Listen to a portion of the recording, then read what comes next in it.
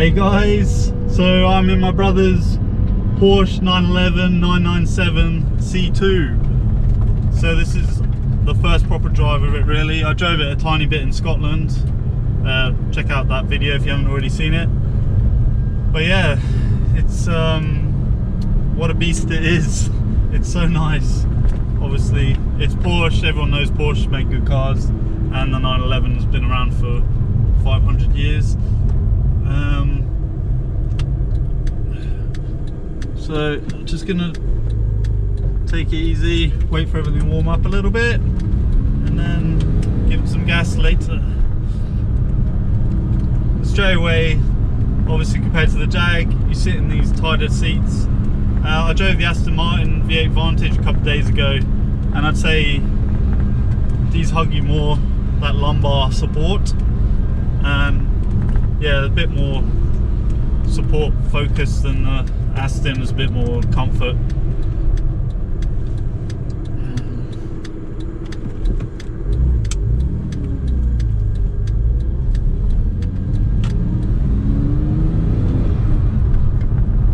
You sit lower in both the 911 and the Aston Martin than in the Jag. In the Jag you sit just way too high. I'm like up here, the mirror's in the way.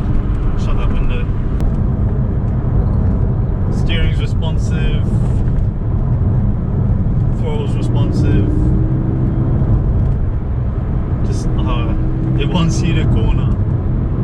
The Aston feels, everything's just stiff in the Aston. Maybe the suspension's too stiff for daily driving. This is more of a usable car. I think after a long road trip I'd feel more tired in the Aston than this, that's for sure. And then the Jag obviously even more relaxed. This, you know, it wants you to use it and go, but I think the Aston's a whole nother level of that. This junction is called Death Junction, so better take it easy here. It's very tricky to see what's coming.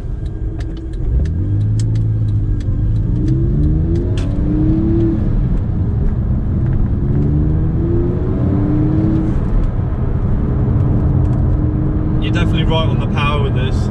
I feel like the Aston you have to work a bit harder. The V8 Vantage I should say, but my video the Aston, it's the first one I've driven. It is just perfect driving position. It's a rocket. There's definitely not the grandeur of the Aston Martin V8 Vantage, the brand name and the leather everywhere in the cream. It just looks more impressive. In here is a bit dull, but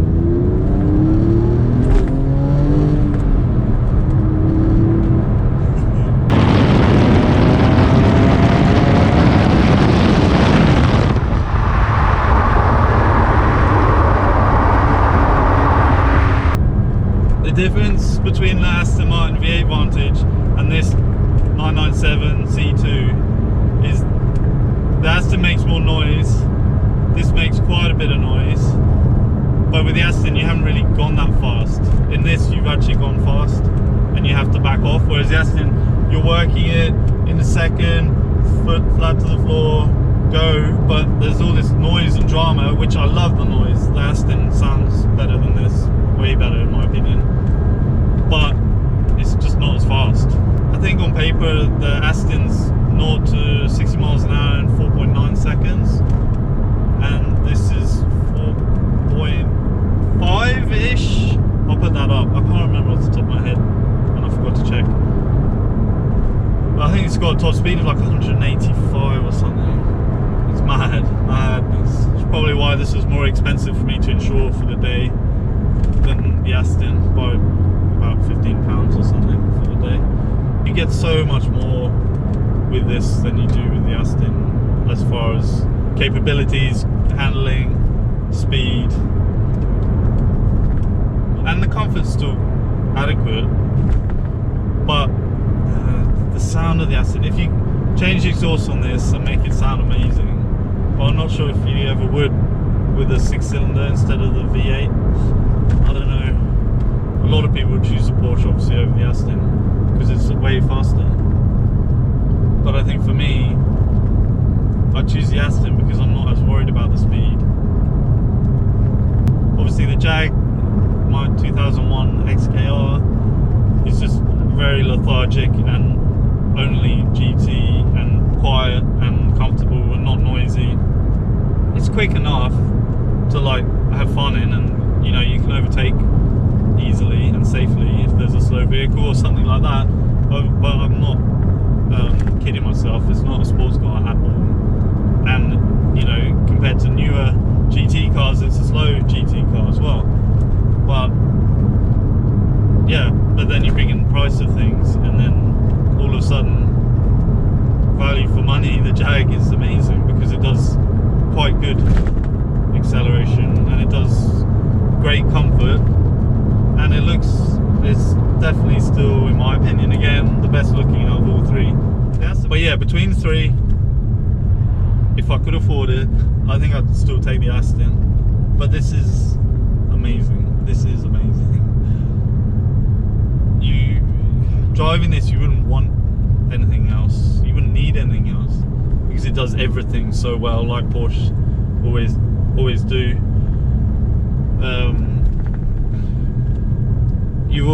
You've only got to watch, like, obviously Top Gear, whenever they compare the Porsche, Aston Martin, Lamborghini or Ferrari, the Porsche does everything, handles the best, is as quick generally, or down to driver capabilities as quick, but for less money.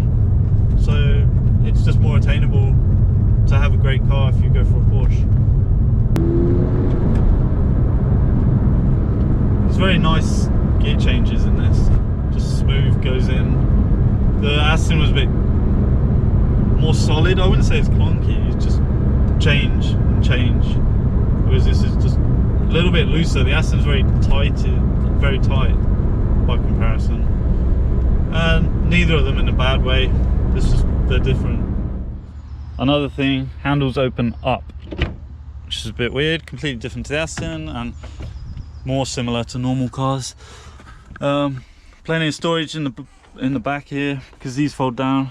Very clever idea. Then you can chuck a suitcase in here very easily again, but you could chuck bags in here. My brother had his sports bag in there, and then you can fit stuff underneath, and it's a great GT car for touring around Europe, that's for sure. And it's got a good sound system, Bose sound system. I do kind of like this. It looks pretty good in real life.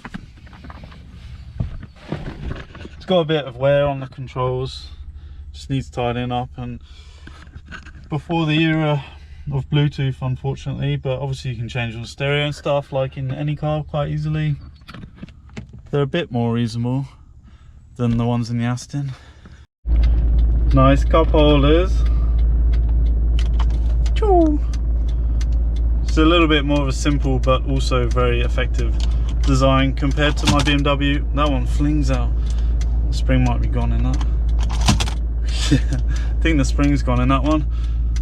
They always seem to break, even if they're made by Germans, because they have great engineering, but cup holders defeat them every time, whether it's Porsche or BMW.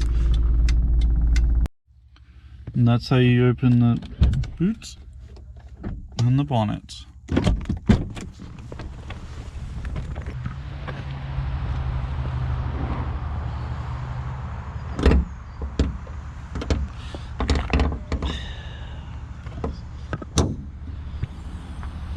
No engine in here. You couldn't fit a suitcase in here, but you could, it's pretty deep. You could fit a couple of backpacks in there, that's for sure. So, touring around Europe, be right in that. What's in here?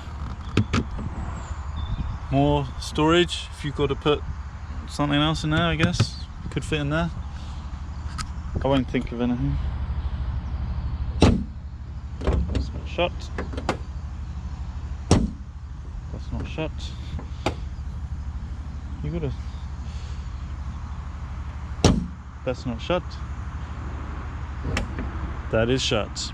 I don't like, you know, you should never push on panels on a car because it can dent the bonnet. And this is where Look at that little fold out hinge, that's so good. Check that out again. Very nice, very German, well engineered. Yeah, there's not too much to see. I wouldn't want to work on these, although I think most of the time you just pull the whole engine out and then it's just easier, then you can get to everything. But yeah, that's it.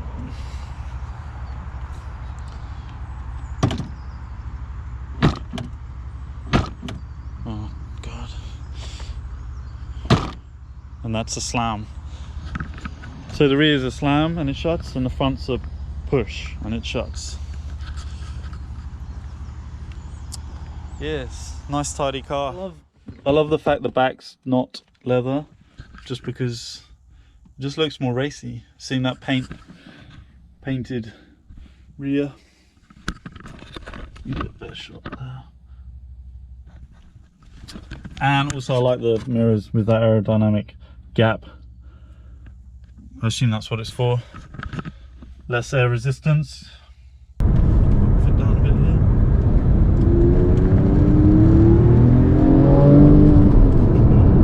Winds nicely. As my brother mentioned on that trip to Scotland, he was like, does the rear wing come up? And I was like, yeah, it's come up a few times. Because you can't see it from in here. Or a shame at least. It's a shame you don't get to see it go up.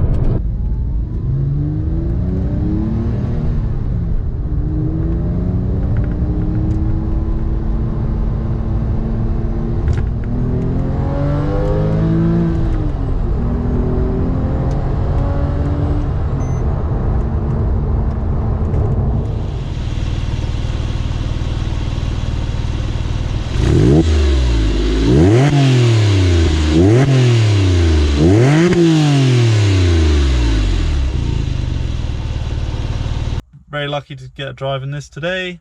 Thanks to my brother for that. Hope you've enjoyed the video, and look out for the next video coming soon.